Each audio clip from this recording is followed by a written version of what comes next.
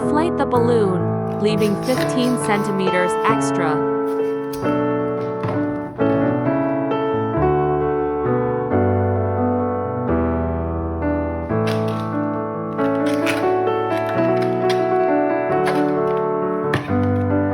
Squeeze the balloon gently to soften it.